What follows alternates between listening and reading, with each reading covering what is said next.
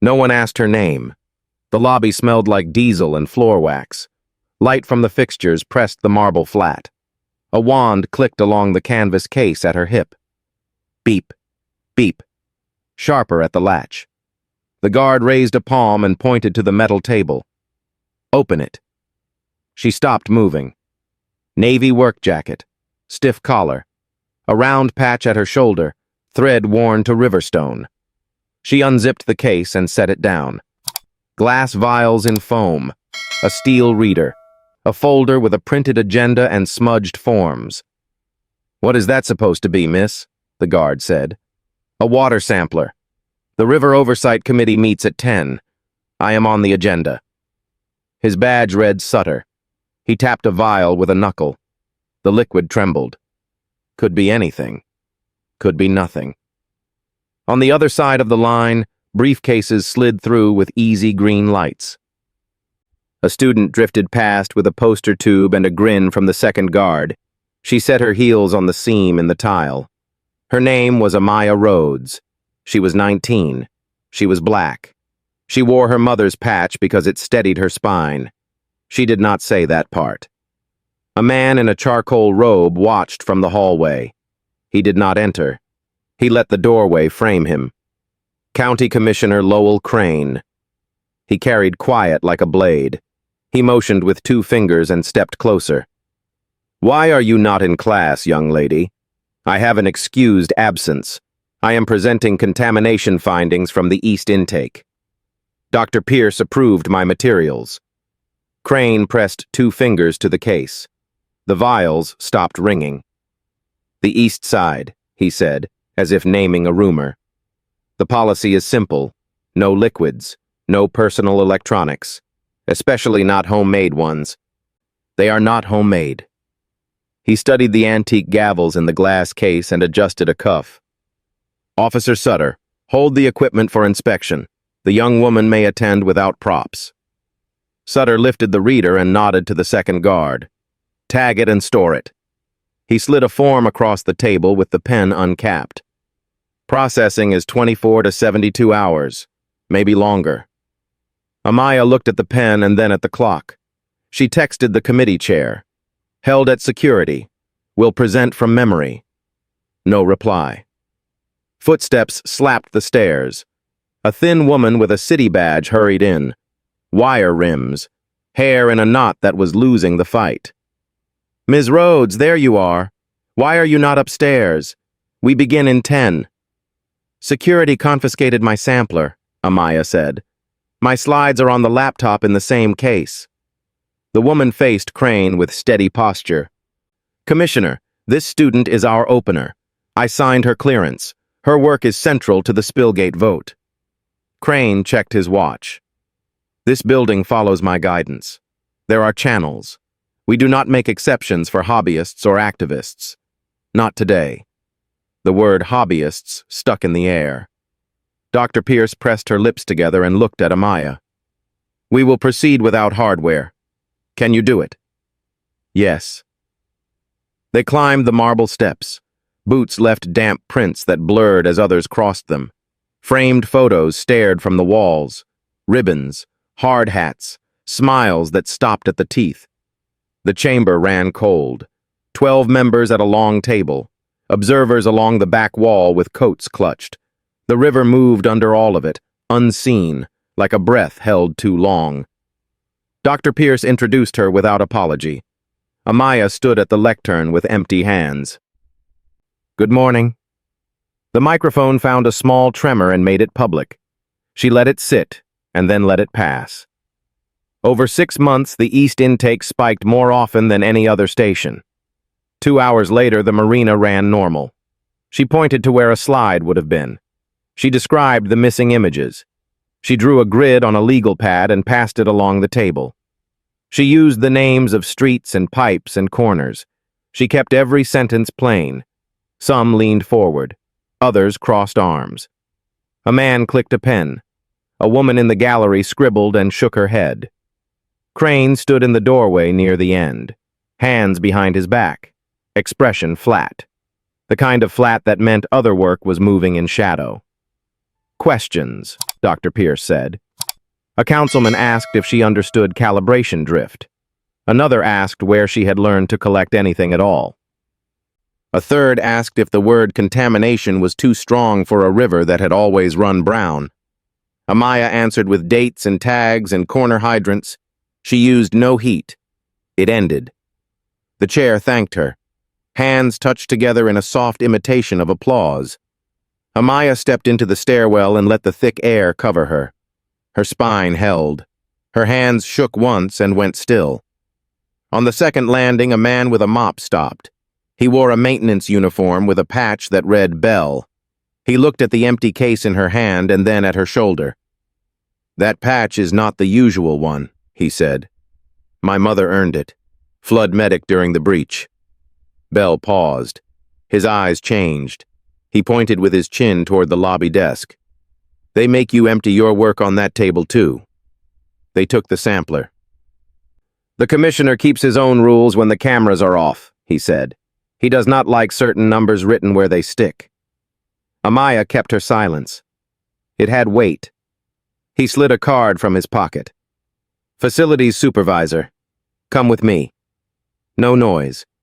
If your gear is in storage, I know the door and the list." They moved down a side corridor that smelled like bleach and damp paper. A badge reader blinked. Bell swiped. Green. Racks of tagged property waited behind steel. Her reader and vials sat under a strip that read, "Disposal Hold." Bell lifted the wall phone and requested a supervisory review. Footsteps came fast. Sutter filled the doorway. Crane stood behind him. "What are you doing, Mr. Bell?" "Following policy," Bell said. "This credential qualifies."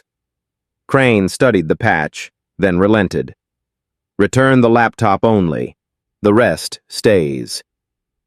Recognition began. Small, real, dangerous. The laptop felt heavier than it should have. Amaya carried it pressed close against her chest, the faint warmth of the casing still seeping through her jacket. Commissioner Crane had walked away without looking back, but his decision had been a deliberate half-gift, half-threat. The sampler remained locked on the shelf. The vials stayed taped with the words, "Disposal Hold," scrawled in a guard's hand. Only the laptop came back, as if he had decided to let her memory do the work and deny her proof. She followed Dr. Pierce back into the committee room. The chamber had thinned after her testimony. A few members lingered near the windows, voices low, eyes darting at her as though she were both curiosity and warning. Papers shuffled. Chairs scraped. The clock ticked with a sound too loud for a public space. Amaya set the laptop on the table and exhaled slowly. "You did well," Dr. Pierce whispered, leaning close enough that her hair brushed Amaya's shoulder. "But his interference changes everything. The commissioner does not usually insert himself at this stage. Something about your data unsettles him." Amaya kept her face still. Silence had become her defense. She only nodded once. Dr. Pierce's eyes held hers a beat longer before the woman gathered her files and slipped away toward another meeting. Alone at the table, Amaya opened the laptop. The screen flickered to life, and rows of numbers filled the display. 6 months of measurements, layered in time, colored by zones. Red blocks stacked over neighborhoods where children coughed through winter nights. Blue lines traced the affluent side where the water always ran clear, always tested normal. The difference screamed in graphics, but the machine spoke with the blunt voice of numbers. She scrolled through charts and maps, steadying herself by remembering that numbers did not flinch under suspicion. A shadow crossed the desk. Bell stood in the doorway, his mop left somewhere behind. He spoke low. "Careful eyes are on you now." He looked down at the laptop, then at the case still hanging from her shoulder. "Do you trust Pierce?" "Yes," Amaya said, though her voice carried a hesitation she could not hide. "Then trust her fast, because Crane will not let this rest." He leaned on the doorframe as though casual, but his voice was tight. "He has ways of making things vanish. Reports, records, even people when they stand alone." I have seen enough to know. She studied him. His face was lined from years of damp basements and chemical cleaners. He did not look like a man who invented warnings to frighten students. She closed the laptop and slid it into the case. Thank you. Belle shrugged, as if thanks cost too much. Just keep your eyes open. He stepped back into the corridor, leaving her with the sense that silence could protect, but also betray. Later, as she walked out through the lobby, the air carried the sour sting of cleaning fluid. The guards looked past her as though she had already been catalogued and filed away. Outside, the river smell rode the wind, metallic and cold. The water itself was hidden behind warehouses, but she felt it pressing against the edges of the city, patient, waiting. Her phone buzzed. A message from her father. Call when free. She considered pressing the icon right there on the courthouse steps. Instead, she typed quick words. Presented without sampler. Crane interfered. Will explain later. She slid the phone back into her pocket before the weight of his concern could reach her. The street carried her toward the bus stop. A group of students laughed under the shelter, oblivious to committee hearings or commissioners. Their joy sounded foreign, like music from a room she had never entered. She waited a few paces away, arms folded, jacket pulled tight. When the bus arrived, she climbed aboard and sat near the rear, the laptop wedged beside her. Through the window the courthouse loomed, a block of stone pretending permanence. She thought of the sampler locked below ground, labeled for disposal. She imagined the vials shattered, liquid-soaking cardboard. Data dissolved in bleach. Months of nights by streetlight, filling glass tubes at faucets, jotting times with fingers stiff from cold, all swept into a trash bin by order of a man who never bent to drink from those taps. The bus lurched forward. People spoke around her, the rhythm of daily life unbroken. Amaya stared at her reflection in the glass. The patch on her jacket caught the afternoon light. It had belonged to her mother, a flood medic who stood knee-deep in rising water when the levee gave. Amaya touched the thread lightly. She carried the memory like armor, but even armor cracked under weight. At home, the apartment smelled of onions and soap. Her younger brother, Malik, sat at the kitchen table bent over a math workbook. He looked up when she entered. You were on time? I was there, she answered, setting the laptop down. Security tried to stop me. His eyes widened. Did you show them the badge patch? They saw. It did not matter. Their mother emerged from the hallway, wiping her hands on a towel. She studied Amaya's face for a long moment. Then she touched her daughter's cheek with the back of her hand. You did not bow your head, did you? No. Good. Her mother's voice held quiet steel.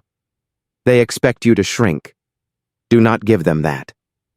Amaya opened the laptop on the table, showing them the charts, the jagged red lines. Her mother frowned at the images. Same neighborhoods every time. Yes. And Crane knows it. That is why he kept the sampler. Without those vials, they can say the data is unverified. Malik leaned closer. But you remember it. You wrote everything down. I did. Then they cannot erase it. Amaya closed the laptop again. Her reflection caught on the dark screen. She wanted to believe him. Yet she knew memory could be called rumor, and testimony could be labeled bias. Only hard evidence forced eyes open. That night she lay awake, the radiator clanging like a tired drum. She replayed the commissioner's expression, the dismissive smile when he said hobbyists. She remembered the silence that followed her answers, the hollow applause, the scribbled notes from the woman in the gallery. She thought of Belle's warning, his voice stripped of hope. She turned on her side and stared at the faint light spilling under her door. In the early hours, she rose and opened the case. The laptop hummed as it woke. She scrolled through the data again, chart by chart, map by map. She whispered the street names as though naming them aloud would protect them. East 3rd. Willow Junction. Harding Flats.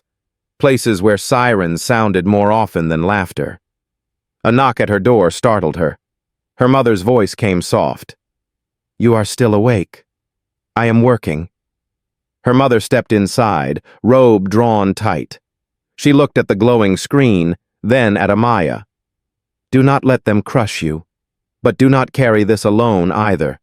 The weight is too heavy for one set of shoulders." Amaya nodded, though the words felt impossible.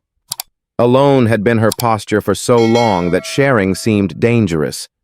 Yet she let her mother rest a hand on her shoulder, let the warmth seep in. When morning came, frost clung to the window. She dressed quickly, slid the laptop back into the case, and tied her hair tight. Downstairs, the street was slick with ice. Breath rose white in the air. She walked with steady steps toward the bus stop, each footprint a small claim against the silence waiting in the courthouse. Belle's words echoed as she boarded. "Careful eyes are on you." She took a seat by the window and placed her palm over the patch on her shoulder. The fabric was frayed, but the emblem still held. The city rolled by, unaware of the battle carried inside one canvas case. Somewhere beyond the warehouses the river moved, patient and endless, pressing against its banks like truth pressing against denial. She would return for the sampler. She would not let it vanish into bleach and paperwork. As the bus rattled toward downtown, Amaya lifted her gaze. A thought sharpened. Recognition was never given, only taken by standing when others expected silence. Her hand curled into a fist on her lap. The day would come when the commissioner's smile would falter again, and this time she would not be empty-handed. Morning cut the river with a dull blade. The bus hissed at the curb. Amaya stepped down with the laptop in her arms and the canvas strap across her shoulder. She paused at the courthouse steps. Frost clung to the railings. Inside, the lobby felt colder than the street. Polish and damp wool hung in the air. Officer Sutter looked up, then away. The information clerk squared pamphlets into a neat grid. The metal detector hummed. The wand clicked against a belt. Amaya went to the clerk window. Scratched glass caught the light. A nameplate read, "Garrison." The clerk wore a plain sweater and a pin that said, "City First." "Form," the clerk said. Amaya slid a request. "Supervisory review, property return." She slid another. "Chain of custody log, requested for inspection." The clerk tapped the paper. "Review can take time. Disposal proceeds unless the commissioner directs otherwise. Disposal settled like a stone." Amaya kept her shoulders level. She placed the clearance that Dr. Pierce had signed. The clerk read the letterhead, then looked up as if the letterhead might lie. "The commissioner has latitude," the clerk said. "Policy allows retrieval of research devices pending inspection," Amaya said. The clerk studied her. The jacket was plain. The patch was old. The eyes were steady. A stamped slip slid back. "Wait there," the clerk said, pointing to a metal bench. Belle rolled a mop bucket past and stopped. "Storage is moving fast this morning," he said. "New directive. If we are lucky, a supervisor will read policy and not a face," Belle said. A door opened. A woman in a navy blazer stepped out. Her badge read, "Klein, Security." She held Amaya's request and a tablet. "Ms. Rhodes," Klein said, "follow me, please." They walked a corridor that smelled of bleach and paper. A badge reader blinked. A lock clicked. Racks of tagged property lined a cool room. Klein stopped at a shelf marked "Disposal Hold." The sampler sat there. The vials stood in a row. The absent laptop left a rectangle of dust. Klein read the tag. Item 7C, confiscated under Directive LC, initialed yesterday at 12:41. LC is the commissioner. "May I see the chain log?" Amaya asked. Klein lifted a clipboard and flipped pages. Signatures marched down the lines. Times, locations, initials. LC appeared in narrow strokes. The timestamp sat 4 minutes before Amaya reached security yesterday. The order had been written ahead of her. "That seems incorrect," Klein said. Mistakes happen, Bell said. Mistakes often favor the powerful, Klein said. Officer Sutter filled the doorway. He did not enter. This review is outside protocol, Sutter said. It is within protocol, Klein said. The manual allows it. Klein faced Amaya. You may recover digital records stored on internal media for replication.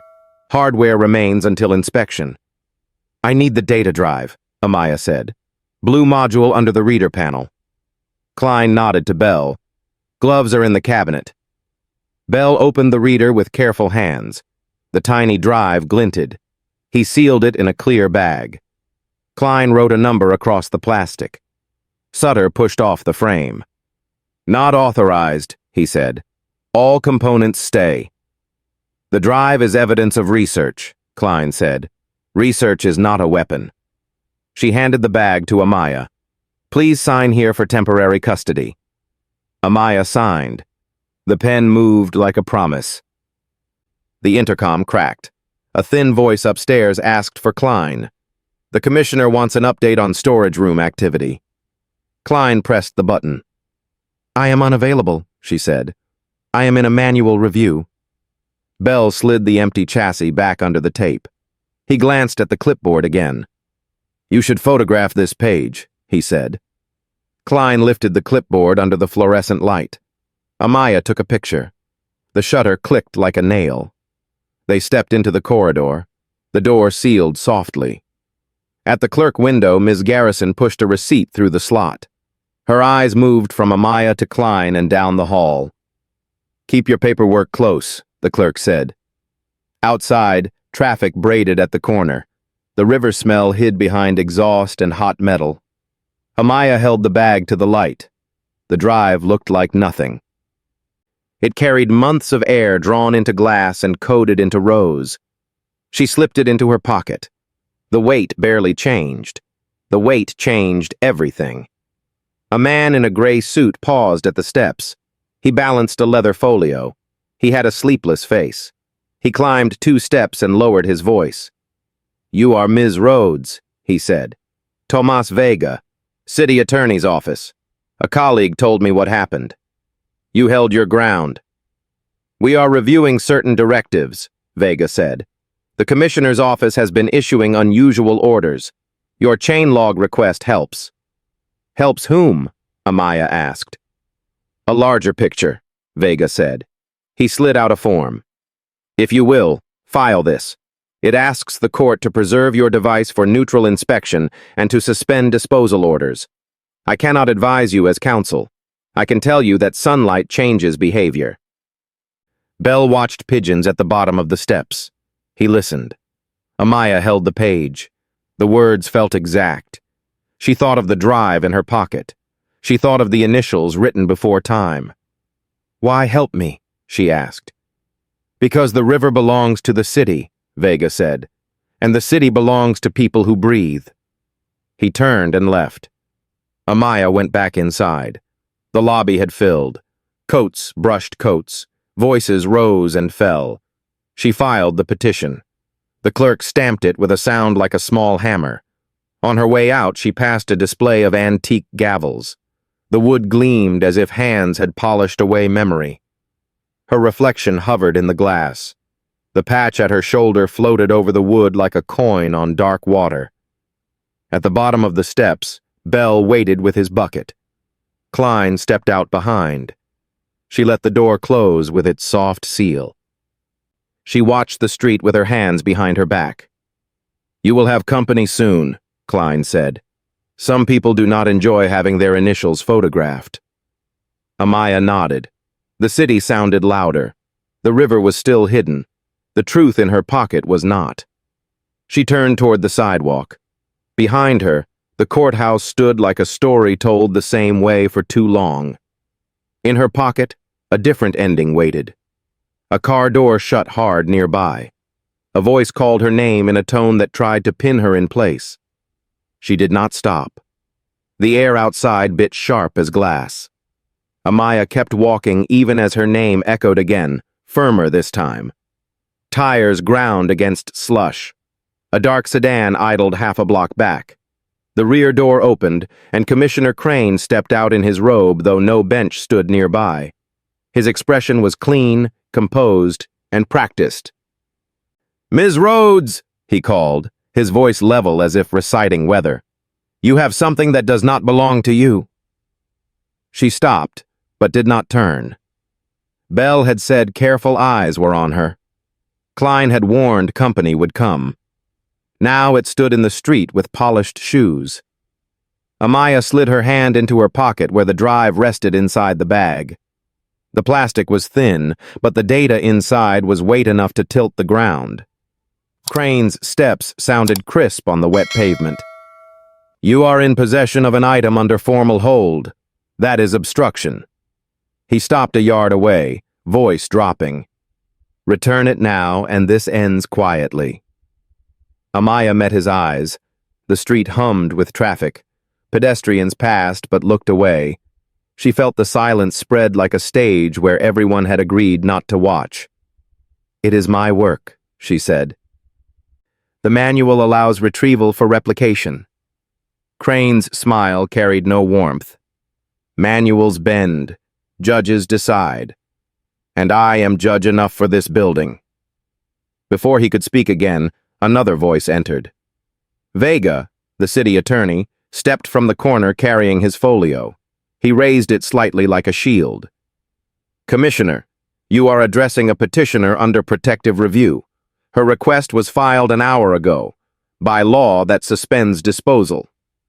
Crane did not look at Vega. He kept his gaze fixed on Amaya. "You believe paper shields you." "It does not." Vega's tone sharpened.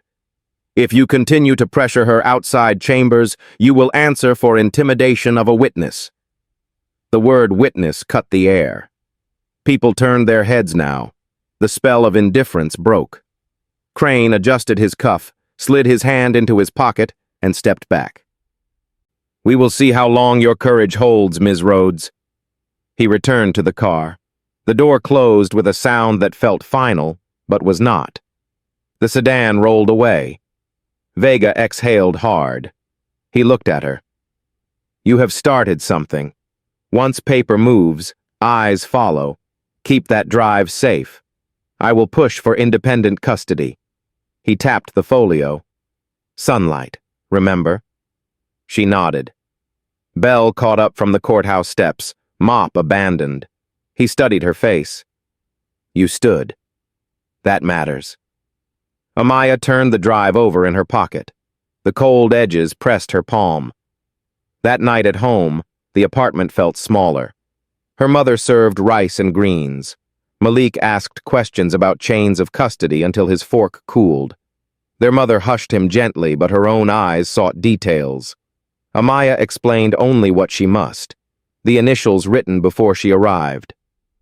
The commissioner waiting in the street. The petition filed. The term witness spoken aloud where ears could hear. Her mother's jaw tightened. "They will paint you as trouble. They will smear your name before they let their own crack." "Then let them," Amaya said. "I will not disappear quiet." Silence stretched. Malik whispered, "You sound like Mom did after the flood." Their mother's hand shook once, then steadied. She reached across the table and covered Amaya's fist. "Then you must be ready. Ready for the nights when no one claps. Ready when even allies look away." Later, when the apartment had gone to sleep, Amaya sat at her desk with the drive connected to the laptop. The screen bloomed with maps and numbers. She copied files, made duplicates, sent encrypted backups to a cloud her teacher had shown her how to use. Each bar that filled on the screen felt like a rope thrown across a rising river. At 2 a.m., her phone buzzed. Unknown number. A text glowed. "Careful. Orders moving fast. Device flagged. Disposal escalated." She stared at the words until they blurred. She did not reply. She closed the laptop and tucked the drive back into its bag. When morning cracked, frost still lined the window.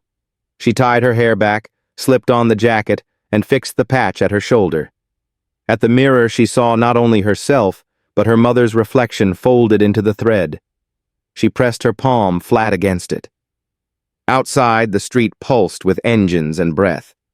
She carried the drive close, not hidden but not flaunted, a secret made visible only by her resolve. At the courthouse, cameras now lined the steps. Reporters shouted about petitions, about missing evidence, about whispers of investigation. For the first time, eyes wanted to see. Amaya climbed the steps steady, each footprint melting into water, each breath another vow that silence would no longer serve power. The courthouse swarmed like a hive. Cameras angled for glimpses, microphones jutted forward, voices tangled in questions that rose and fell like static. Amaya kept her eyes straight ahead. The drive pressed against her hip inside the jacket pocket, light as air and heavy as stone.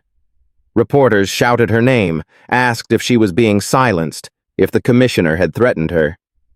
She did not answer. Silence felt stronger than any phrase she could cast into their noise.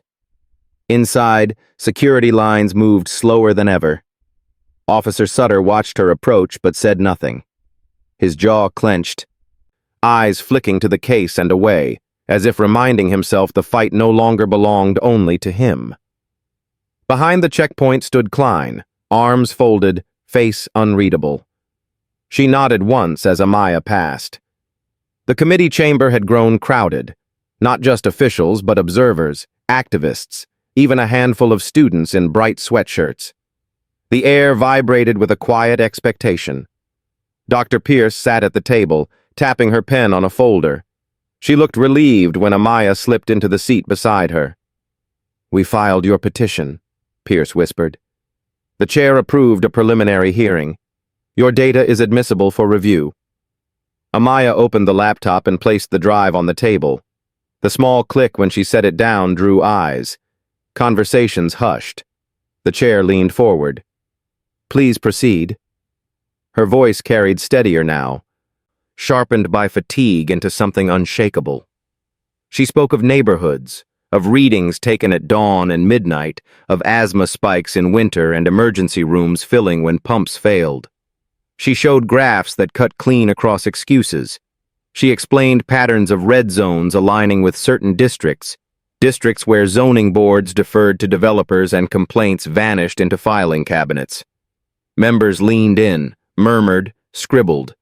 The word disproportionate surfaced, then inequitable, then discriminatory.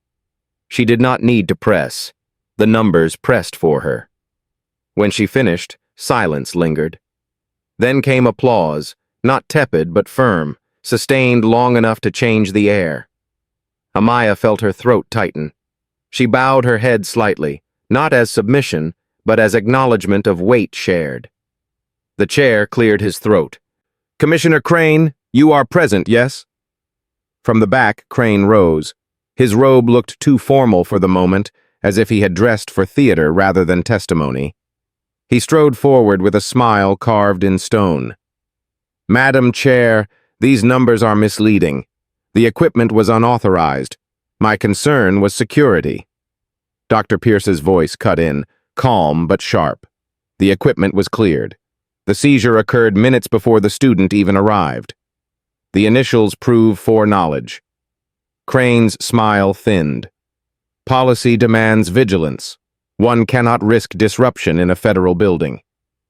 Amaya sat silent, hands folded, eyes fixed on the table. But every gaze in the chamber now turned toward Crane, measuring his tone, measuring the slip between security and suppression. The chair lifted a hand. "Enough. Independent auditors will review the data and the chain log. Until then, the device is preserved under protective custody." The word preserved struck like a bell. Relief rippled through the room. Amaya exhaled slowly, though her shoulders remained tight. After adjournment, Vega met her outside the chamber. His tie hung loose, his eyes tired. "You shifted the ground," he said.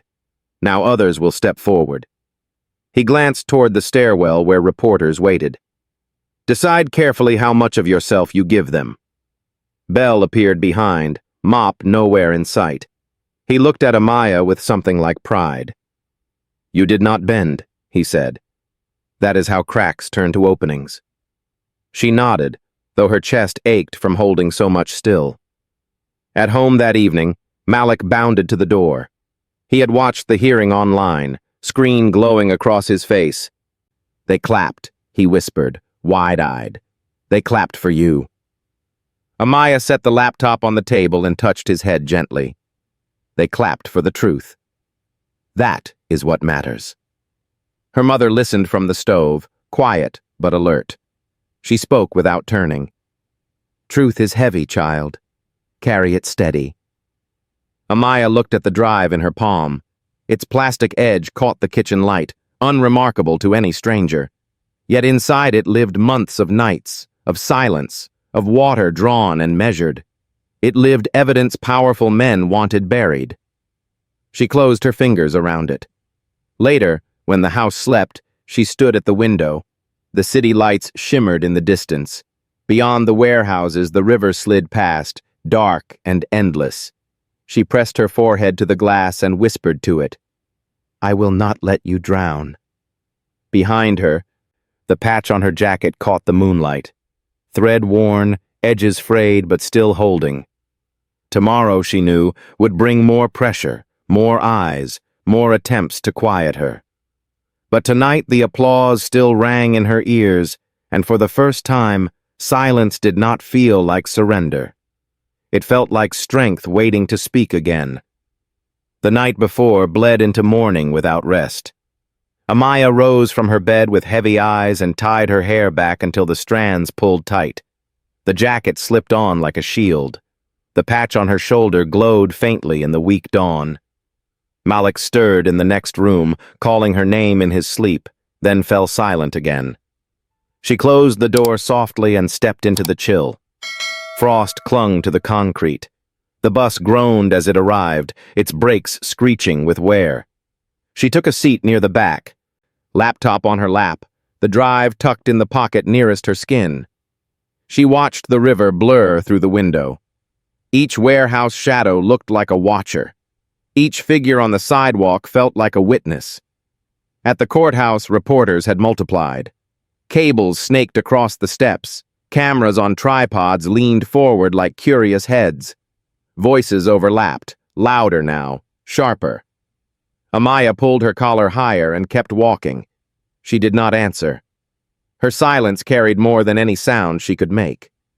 Inside, the lobby buzzed with tension. Officers lined the walls. Sutter avoided her eyes this time. Klein waited near the checkpoint, her blazer pressed sharp. She approached with a file in hand. "The commissioner has filed a motion to dismiss your evidence," she said low. "Claims chain of custody is compromised." Amaya did not flinch. "He signed before I arrived. The log proves it." Klein's lips pressed thin. "Be careful. He will not fight fair." In the chamber, the air felt thick. The chair rapped once and called order. Crane already stood at the lectern, his robe draped with authority he no longer wore easily. He spoke of protocol, of danger, of threats to security. He painted Amaya as reckless, as untrained, as a child playing with tools too sharp. His words slid smooth, practiced like sermons. When it was her turn, she walked to the front. She did not rush. She set the laptop on the wood, connected the drive, and let the screen glow to life. Maps spread across the projection. Red zones like bruises across the east side. Numbers climbing like fever charts. She spoke slowly, voice level, the way her mother read recipes, precise and steady. She explained calibration, replication, margin of error. She let the charts speak louder than her breath. The room shifted. A councilwoman leaned closer. A man with crossed arms dropped them. Pens scratched. Murmurs built and broke. Crane interrupted. "These readings are fabricated. Anyone can color maps." Amaya looked at him without blinking. "Then replicate them. Take the sampler. Test the pipes. You will see the same." The words landed hard. The room fell quiet. The chair leaned forward.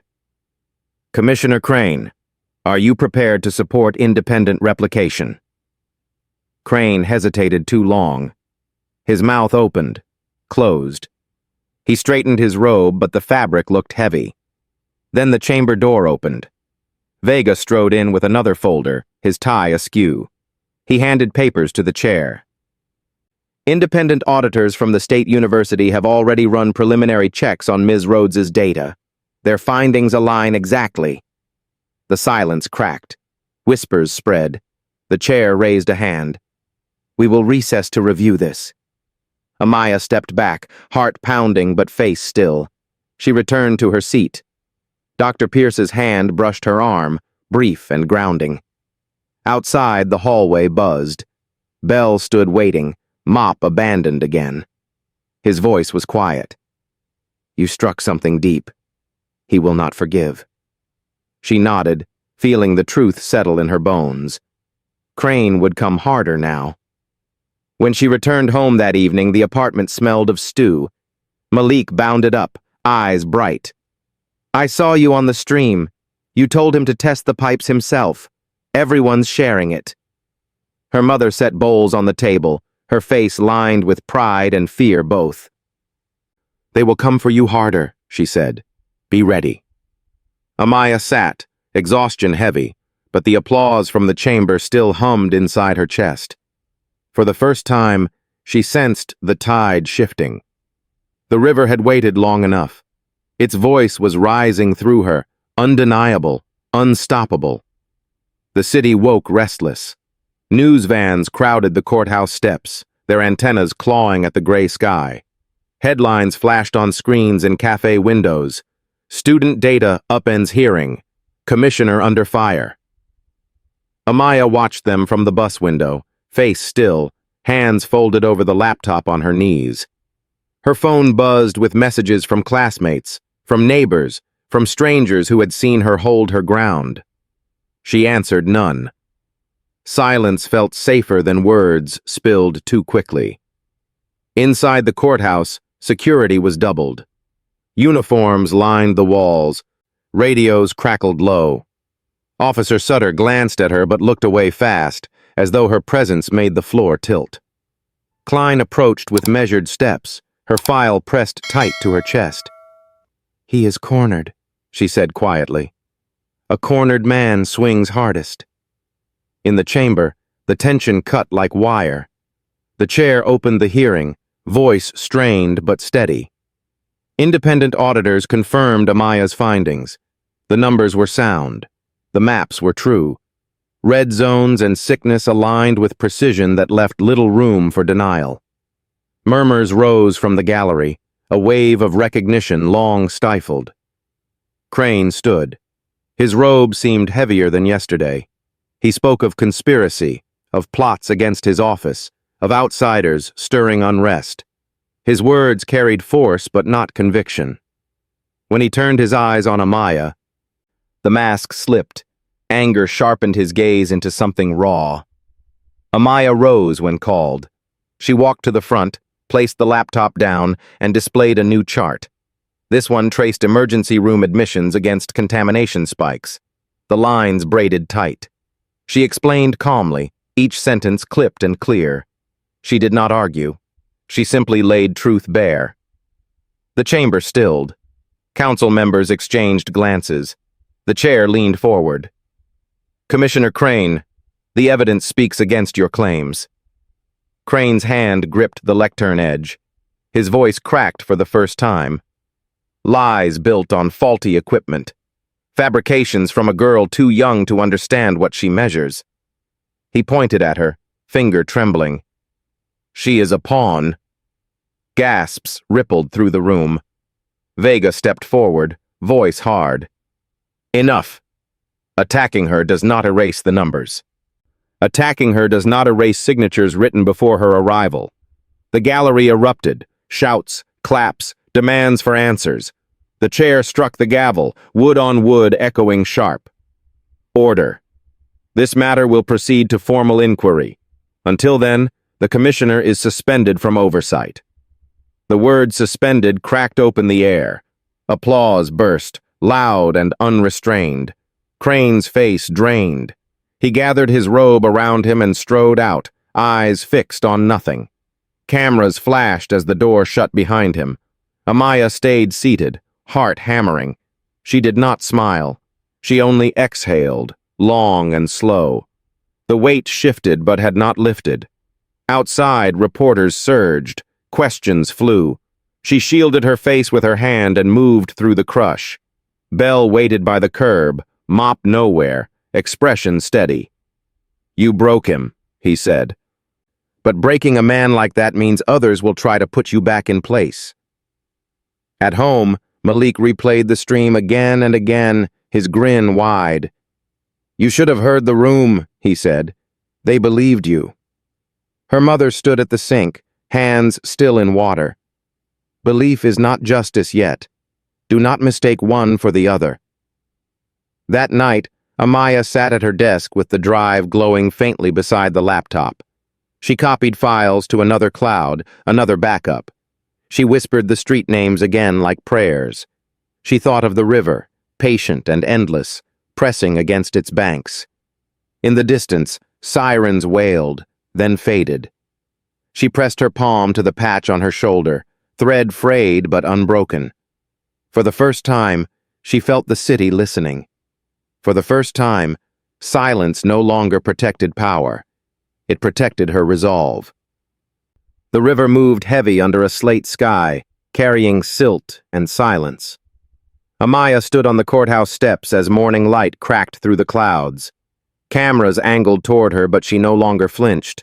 She held the drive in her pocket, its edge pressing her palm like a reminder that truth was never weightless. Reporters shouted questions about Crane, about the suspension, about what came next. She said nothing. Silence carried further than noise. Inside, the chamber was packed. Rows overflowed with community members, activists, students in bright sweatshirts.